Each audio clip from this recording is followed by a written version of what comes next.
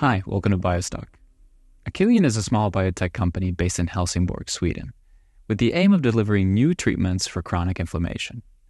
We've invited the company's chairman, Bertil Lindmark, to talk to us about his vision for the company. Welcome, Bertil. Thanks, Michael. It's great to be here. Well, I'd like to begin by asking you about your background for those who are not so aware about Aqilion and yourself, and also what attracted you to Aqilion.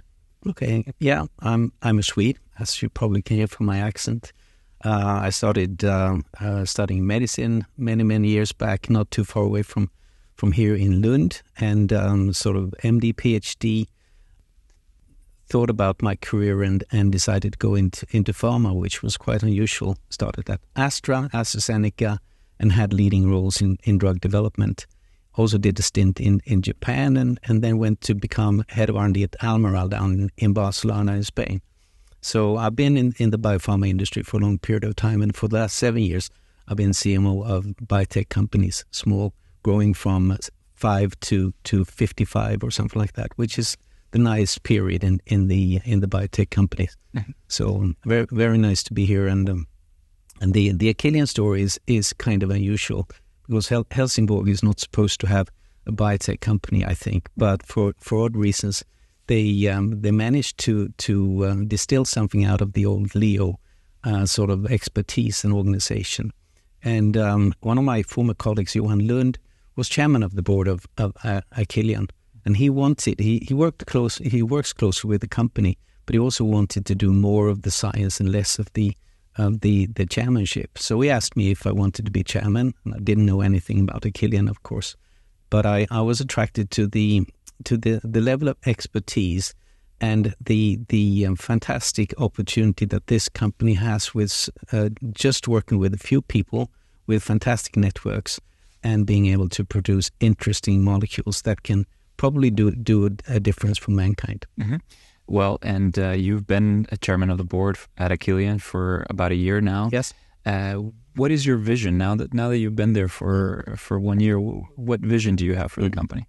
Well, I think the company by itself has a strong vision. They want to be able to repeat the success they did with the deal that happened just after New Year's, and I think people are looking for that repeat success, basically. So from my point of view, the next 2.5 years are going to be extremely important, because can we repeat that success, and can we also sort of maneuver the Regulus project into becoming an important drug? As you know, Regulus is the front-running JAK inhibitor project, and that is very tricky because we need to make sure that we get into good indication and we can turn it into something that people like to buy from us, because we're not going to go the whole way developing it. Well, and that actually brings me to to Aqilion's pipeline. Aqilion has a pretty broad pipeline of projects, from discovery all the way to the clinic. What is the project that really stands out to you? Well, the Regulus project, as I mentioned, that is the JAK inhibitor. It's a super good molecule. And we're thinking that we can develop it effectively in eosinophilic esophagitis. This is an indication that is increasing in prevalence, but it's also an area where the big companies are starting to feel a bit attracted to. So the trick is really to make sure that we can measure things correctly, because basically this is indication-wise, it's a biopsy indication where you need to show effects on eosinophils in the esophagus. But importantly for the patients, they need to feel a difference, and the difference needs to be felt pretty quick. So how can we portray that improvement that we think that this drug is gonna provide, and how can we turn that into hard data that we can show to people, so that we can make them really interested and want to buy it from us. I'd like to talk about Aqilion's team. It's a small company, but it has a strong team. What are some of the advantages of a company like this, which is quite small? So, first of all, Sarah has been here, done that. She has developed one company that's gone to the stock market, and that is profitable. her journey and her experience means that she will anticipate a number of things that could go wrong, and she will not do repeat mistakes, of course. Then you have really good expertise in terms of chemistry, in terms of business development, in terms of, and now starting also in terms of regulatory and clinical. Not much, but very, very little. And the other part of the company which is not visible is like the part of the iceberg that you can't see. Those are the networks that we're working, the Lund networks, the international networks. So the company has become really, really good at working with a few key networks. And, preclinical science is algorithmic and repeated in its nature. So you need to be able to make these cycles really, really quick. And you need to trust the output from these people that you work with. And I think those are the things: key, strong chemistry and good experience in the company. I mentioned Johan Lund before. He's been in the inflammation business for a long period of time. So his advice and his contact networks and his way to open up with the credibility he has, I think that's fantastic.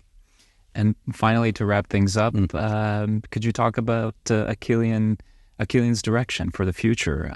Where will Aqilion be a year from now, let's say? A year from now, I think we'll start it in the eosinophilic esophagitis study with the Regulus project. I think we will mention a couple of more projects that start to look more like they are becoming real cornerstones of the number of assets that Aqilion is developing.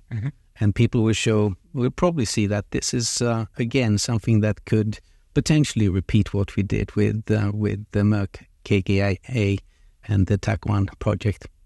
And just again, looking into the future, Aqilion is a private company right now. Do you see it going public at any point in time? All small companies are looking to go public, because that's how you can get more funding in, and also you get some kind of measurement and valuation that is quote unquote objective.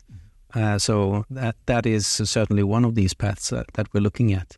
But we do have a very strong and long-term sort of investor, Carter, and we enjoy that kind of interaction with the key investors. Well, thank you so much for your insights, Bertil. It was great having you here in the studio, and look forward to following Aqilion on its way forward. Thanks, Michael. It's been great to be here. Thank you.